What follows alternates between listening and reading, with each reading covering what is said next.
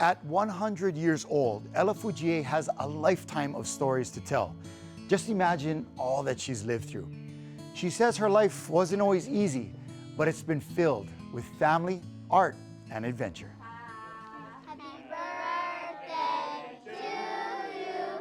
I'm Ella Umeno Mina'ai Fujie. I was born on February 24, 1922.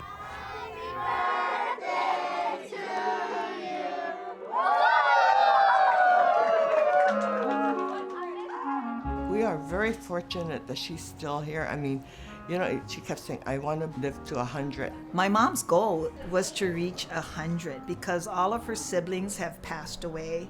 My father passed away younger, and so she's looked forward to this for a long time. I was born and raised in Hilo. We all had Japanese names, and then I used to cringe when we used to go to school, the roll call, especially Hilo Intermediate School, when we had Caucasian teachers come from the mainland, and they struggled trying to pronounce our name. My older sister, gave us all these English names. Actually, she named me after Mrs. Roosevelt, who was Eleanor, so later on, somehow, I shortened it to Ella. So my mother's father died when she was 10 years old, and this is during the Depression years, Great Depression, and so they had a small farm, and they, had to persevere. We had to struggle, especially after my father passed away. But my two brothers, I had two brothers and two sisters above me, another younger sister, and my mother. So, when I look back, I was fortunate. I was able to finish Hilo High School, because many of my friends that went to grammar school, they all had to quit. I didn't know any better until I grew up and found out the plantation life. Yeah, they all had to work. The men worked, but the women all stayed home. My favorite subject was art at the Hilo High School.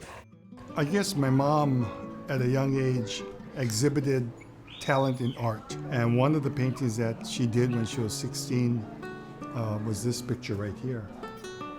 It's a watercolor of flowers with no formal training. My favorite painting was the torch, because my brother had a torch ginger, and that was a huge, beautiful flowers.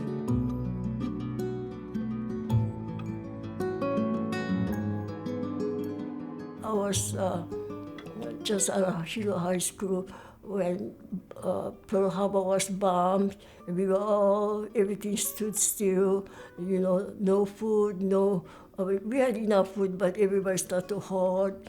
And then schools were all closed. I worked for the PX, during the war days. Then I got married, and I went to the island of Lanai. So my mother, Ella, was working at the PX in Hilo for the U.S. Army during the war, and a family friend said, I have this really good guy for you to marry from Lanai. And she says, well, if he can't find his own wife, he must be a loser. And he's from Lanai, so he's a country hick. And the guy, the go-between kind of pleaded with her to at least meet him. So when he came over, she says, well, this guy's a pretty good-looking guy. He's pretty tall, and he seemed pretty nice. So they went on 2 dates, daytime dates. And my dad proposed on the second date, and they got married. This was during the war that everything was, uncertain. And, all the Japanese young boys volunteered to join the U.S. Army. And my husband said he volunteered 2 times, but somehow working on Lanai, limited workers, there's a big company, pineapple company, so he was rejected. So his father said, you might as well get married. I lived there for 2 years working in the personnel office, learning about the pineapple company. It was very interesting. So And then when the war ended, my husband was ready to move, so we moved back to Hilo. I raised 5 children, 3 boys and 2 girls. Actually, it's Iris who's the oldest. And my brother Clayton is the second. And my late brother Maurice. And then Christine, my sister. And my baby brother Richard Jr. Well, my children came first. Yeah. They were my first happiness. Yeah. But they had all the problems too, so yeah, they gave me a lot of headaches too. Especially this one. Being the youngest, he was free. He used to go surfing, no study. The report card, I didn't even want to see his report card. She told me just recently I was the worst. But I turned out pretty good at the end, so it's how you finish, not how you start. Because he and my mom finished high school, which was rare in those days, and my dad didn't have the opportunity to go to college. He always said we had to go to college. Now when I see all my children, they were able to go to college on their own. I mean, we helped a little, but they all had to struggle through. It was an interesting time. My parents were always involved with different organizations, the church, or my dad had a garage association. The Lions Club, the Junior JCs, the Japanese Chamber of Commerce, the Booster Clubs of Hilo High School. They set a very good foundation for us. She always encouraged us to expand our horizons, to do different things, to explore, to go away. They traveled a lot. That was their passion. They traveled all over the world. My dad asked her, do you want a house or you want to travel? And my mom just said, I want to travel. Traveling, you learn a lot.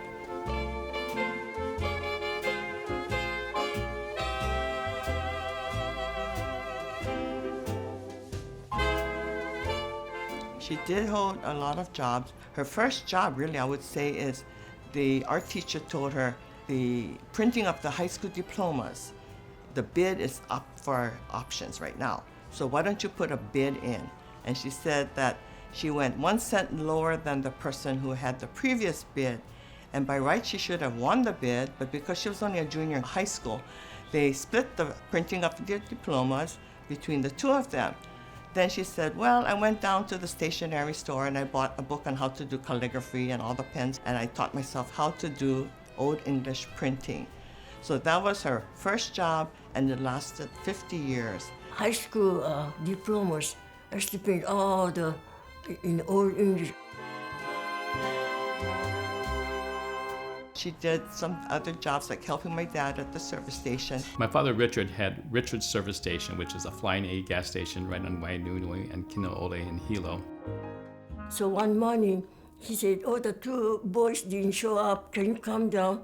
And my youngest son was only 3 years old, so I had to stay home. So he and I said, we have to go to the service station. So he and I walked 1 mile, 1 mile to the service station, and then, at least answer the phone, and because my husband was all by himself. So after that, he said, can you come again? So I ended up helping him for 17 years, I think. So, and those days you don't see women working, pumping gas.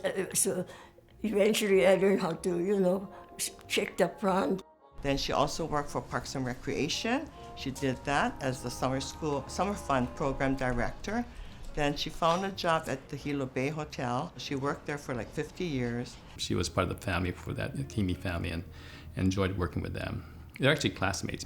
Uncle Billy and my mother were classmates in Hilo High School. People fondly call her the Flower Lady. She's a real icon here. She's just as popular as Uncle Billy. It's always raining, so I plant all kinds of flowers, and that's what I should take it to the hotel. She would bring flowers from her own yard, and she would have it on a table for, please help yourself. And then she would talk to them, and everyone was amazed because they would just think it was this old woman there, but they didn't realize how world-traveled she was and how she knew a lot of things. She made so many friends from around the world working at Hilo Bay Hotel. And in between, she worked at the Seaside Restaurant. that now my cousin is running. And so she waitressed first, and then in the end, in her twilight years, she and her sisters were the salad makers, washed all the lettuce and prepped all the vegetables, and then later on they became the ladies in the back folding the napkins and the tablecloths, answering the phones, taking reservations. I learned a lot working at the hotel and at the service station. Then at night I used to go and work at the seaside restaurant as a waitress. I never wanted to be a waitress. Somehow, family, so I had 3 jobs. And then raising my 5 children, I never retired. I never retired. Yeah, I was working till 96. 4 of the siblings were retired already. My siblings were retired. I was the only one working when she finally retired. But it wasn't retirement because she actually got hurt. And she got knocked down by a big puppy and broke her collarbone. And so she was kind of forced to stop driving, and she couldn't work after that. I think she just loved to be with people. That was the key. She could talk to people, share different stories with them. And whether it was at Hilo Bay or at Seaside Restaurant on the Big Island, that was her way of interacting with people.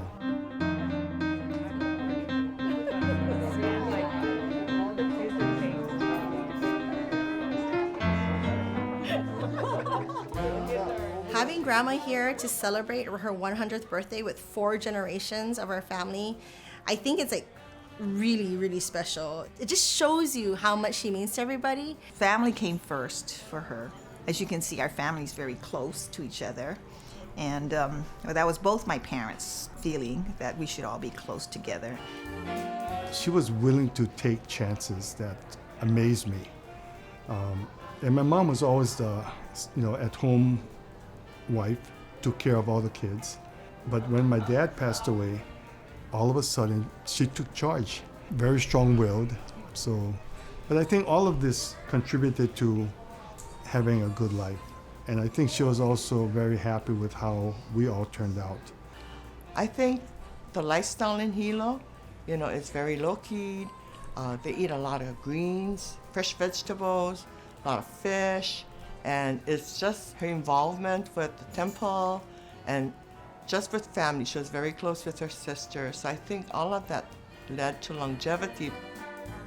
I think she's a very giving person, and she likes to engage with people. She loves people, and that's, I think, the key is her mind's always active, and she's always active doing things.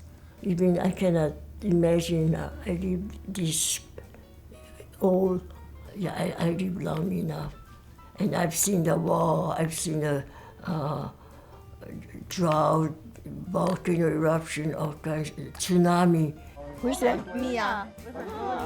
Oh my goodness, she caught that. Yeah. Wow. Hearing my grandma's stories has been all through these years. In the beginning as a child, maybe I took, granted for, but now it's something that I really cherish. Even if she tells the stories over and over again, I don't get tired of listening to them and just really trying to embody what she's telling me about and learning from them.